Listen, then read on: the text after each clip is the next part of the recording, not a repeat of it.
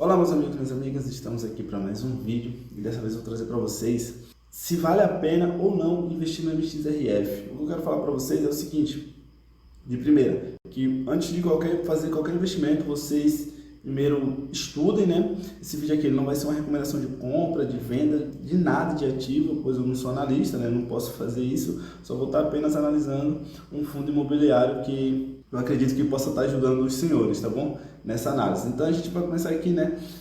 Vale a pena investir no MXRF? Então vamos ver, senhores, vamos ver o portfólio do fundo, vamos ver o dividend yield, vamos ver se realmente vale a pena. Só que antes de começar, eu quero pedir para vocês o seguinte, um favor, se inscrevam aí, apertem e compartilhem esse vídeo, deixem nos comentários se você já investe nesse fundo imobiliário e também me sigam no Instagram, tá bom, senhores? Então vamos dar continuidade. O objetivo do fundo, vamos falar aqui sobre o objetivo do fundo, né, do Max Renda. O Max Renda, ele tem por objetivo oferir ganhos pela aplicação de seus recursos em ativos financeiros com lastros imobiliários, tais como os CRIs, debêntures, LCI, né? Esses são os ativos financeiros que ele pode investir. Só que também o Max Renda, ele pode investir em cotas de outros FIIs e também pode investir em ativos imobiliários. Esses ativos imobiliários, ele vai investir através de SPE, né? Que são as conhecidas como permutas financeiras. Mais para frente a gente vai trazer um pouco sobre elas. Então, senhores, eu já trago aqui para vocês que esse FII ele vai investir vai ter três fontes de receitas principais em sua carteira, que é a receita de CRIs, a receita de FIIs, né, de outros fundos imobiliários que ele vai investir, e também vai ter a receita de ativos imobiliários, que são as SPE. Vamos dar prosseguimento aqui, né? A gente traz algumas informações importantes, como o valor atual, né, do FII. Esse aqui é o valor no dia 10/2, né? E o dividend yield dele dos últimos 12 meses, 12,18, é um dividend yield muito bom, senhores. É o último rendimento dele, que ele pagou em janeiro, de 0,10 por cota. E o próximo rendimento dele que ele vai pagar agora em fevereiro, de 11 centavos por cota. E ele está no PVP de 1%. E aqui eu vou deixar uma observação para os senhores, né? Cuidado com os FIIs de papéis que estejam sendo negociados acima de 1 do seu PVP. Estude o fundo antes de começar a investir, senhores. Estude. Vocês não podem investir em um FII sem estar estudando ele. Então, assim, se ele já está ali, ele é um FII de papel e ele está acima de 1 do seu PVP, olhem com mais cuidado para esse fundo. Não acendam uma luzinha amarela, estudem eles mais minuciosamente e decidam se vão investir neles ou não. Falo para vocês, acima de 1, eu já acendo uma luz ali amarela e fico alerta. Eu posso negociar até 1,05, mas acima muito disso eu também já não quero já. Então assim, bote um limite também para que vocês possam, né, possam estar fazendo os investimentos dos senhores, tá bom? Então estude o fundo antes de começar a investir, seja qual for o fundo.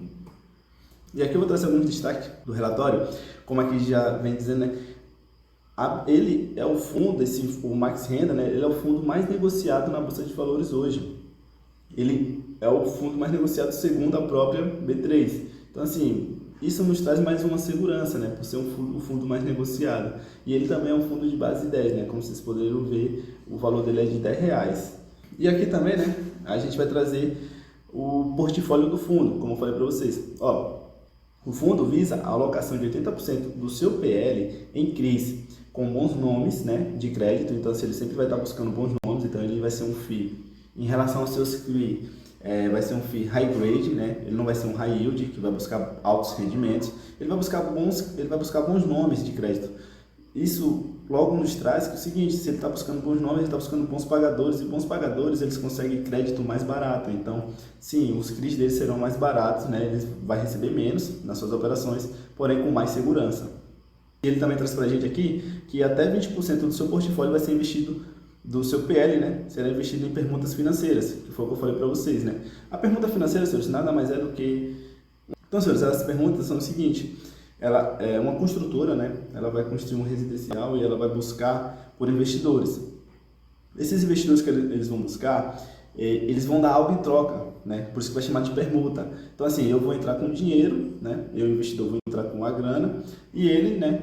A construtora vai me dar parte daqueles imóveis. Vamos dizer, é um condomínio. Vamos dizer que ela vai me dar 10 casas pelo valor que eu vou colocar. E aí eu vou ter essas 10 casas no final no final do investimento eu vou ter essas 10 casas e eu vou poder vender elas. Então, vendendo elas, eu recolho, né? Só que também, durante o processo de construção, eles também negociam essas casas, então podem ser vendidas também. Então, assim, é basicamente isso. Você empresta dinheiro para a imobiliária e ela vai te dar em troca parte daquele imóvel que ela está construindo. E aí a gente vai aqui para as receitas do fundo, né? As receitas do fundo, senhores, ela vem dos três principais que eu falei para vocês, né? Permuta, fundos imobiliários e CRIs. Ele tem uma parte de renda fixa, que é o que fica no caixa dele, né? E aí traz também um valor para ele em receita. Aí vamos dar prosseguimento, né? Rendimento distribuído. Aqui os senhores podem ver o rendimento distribuído, né? Vai ter meses, né, que o fundo ele distribui menos, né, do que ele realmente recebeu. E vai ter meses que ele vai distribuir mais do que ele recebeu naquele mês. Ó. Podemos ver dezembro. Dezembro ele distribuiu, aqui ó, distribuição por cota, ele distribuiu 10 centavos. Porém, quanto foi que o resultado dele foi 0,96. Então, o que é isso? Por que veio esse 10 centavos, né? Esses 10 centavos ele veio de outros rendimentos passados, onde ele recebeu mais e pagou menos. Vamos dizer aqui, ó, um exemplo, outubro. Outubro ele recebeu por cota 0,1005 e ele distribuiu só 0,10, então ele ficou com 0,5 para ser distribuído mais para frente. E aí ele fez uma reserva financeira que logo depois ele distribuiu essa reserva financeira, tá bom? Então é dessa forma que acontece. E aqui a gente tem um resultado financeiro acumulado dos últimos 6 meses. A gente pode ver, né, o quanto que essas permutas, né, elas são relevantes, né, nos seus rendimentos, né? A gente vai ver que ela está quase 10 centavos por cota nos últimos 6 meses, então é bem relevante, é até mais relevante do que os próprios fundos imobiliários que ele investe. Então, por isso que é importante também essa diversificação desse fundo, por conta disso, né? Que ele consegue bons rendimentos nessas permutas mesmo. E aí vamos trazer aqui o portfólio do fundo, né? O portfólio do fundo, ele é investido nessas 3 classes, como eu já falei para vocês, quase 80%, ó, está em CRIs, né? 6% em permutas financeiras, ele tem ainda hoje 17% em fundos imobiliários, tá bom, Sérgio? E aqui é os ativos qual ele investe, né? Crédito corporativo, comercial. E aqui a gente tem a taxa média da carteira. O que é essa taxa média?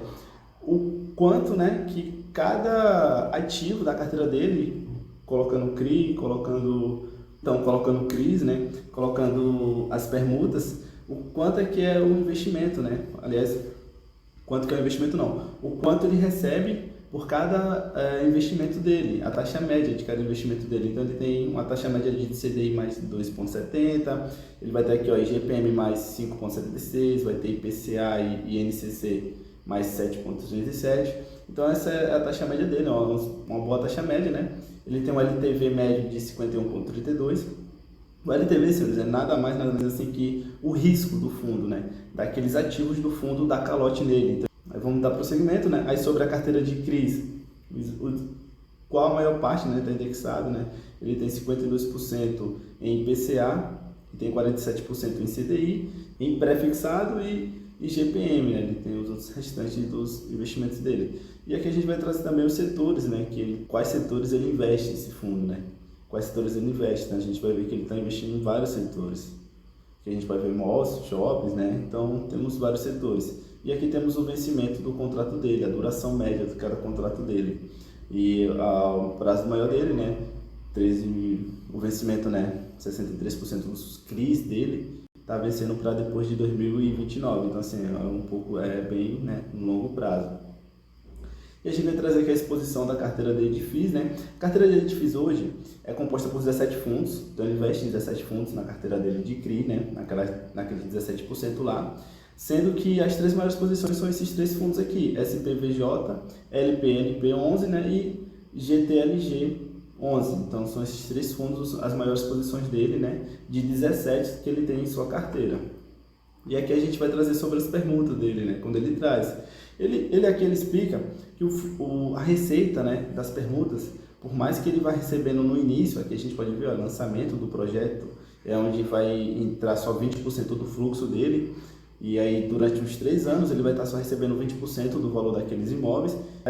E aí, os 80%, né, de repasse que ele vai ter depois do fluxo dele, vai ter uma duração de 6 meses, ele vai passar recebendo esses outros 80%, mas só após, né, o habite-se, que é quando eles entregam as residências, que aí essas pessoas elas vão pagar, né, onde ele vai receber 80% do fluxo daquelas residências deles, tá bom? Então aqui ele explica um pouco sobre as permutas. E para encerrar aqui, eu vou pedir mais uma vez que vocês se inscrevam no canal, deixem um like no vídeo e comentem nesse vídeo o que vocês acham desse fundo, se vocês têm em carteira e há quanto tempo vocês estão com eles em carteira, tá bom?